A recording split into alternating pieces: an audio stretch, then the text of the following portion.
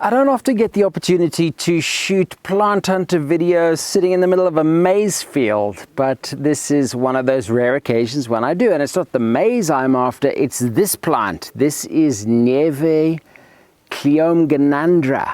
It's part of the Capareshi family. And I'm sitting here in a field in rural Goromonzi, just a little bit to the east of the capital city of Zimbabwe, Harare. And the reason I'm showing you this is because this is absolutely the typical location of this plant. So it is a wild plant. I've very rarely ever seen it cultivated, but it generally grows around people's homes, and it is very often when it occurs kind of naturally as a sort of a weedy species, you'll see around me in this maize field that everything else, all the other weeds have been cleared, but these ones have been left. Why? Because it's a very tasty and very nutritious indigenous vegetable. So Nyevhe, the leaves are eaten. They're either eaten fresh or they're dried. They're generally boiled in water. They're quite bitter, so you either add something to remove the bitterness. So typically you would add, for example, basil or rosemary, or you soak it in water and then throw the soaked water away, which leaches out the bitter compounds. Or for example, in East Africa, it's often soaked in milk, and then the milk is thrown away and then it's cooked. In Zimbabwe, it's very often eaten just as it is, but mixed with peanut butter, dove, a traditional dish. And the peanut butter somehow overrides the bitterness, so you don't really notice it.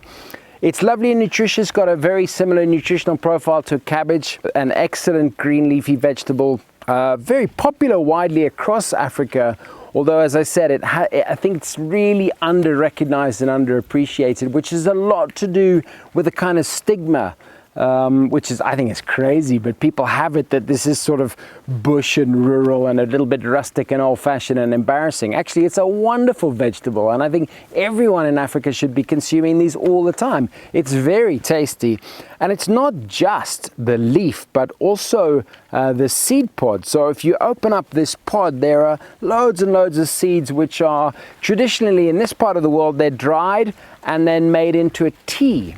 But they're also oil bearing, and there is some interesting potential commercial applications from the seed oil.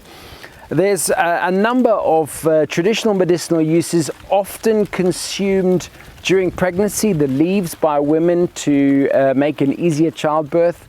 And there are, I'll go in perhaps in detail in another episode into the phytochemical composition of this plant, but there are some really, really interesting compounds in it. And a lot of other traditional medicinal uses and potential commercial applications. Nice thing with this, totally pest resistant, grows really easily. Look, no one's even tried to grow it here, it's just occurring. And it's of course totally cultivable.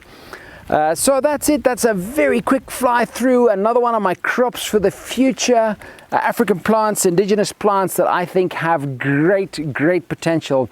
If you liked it, there's plenty more on my YouTube channel and Facebook and Instagram, africanplanthunter.com. If you hit subscribe, you'll never miss any of my videos again. All right, guys, I hope you've enjoyed it. I will catch you again very soon with another one of my African top crops for the future. All right, catch you later. Take it easy. Bye.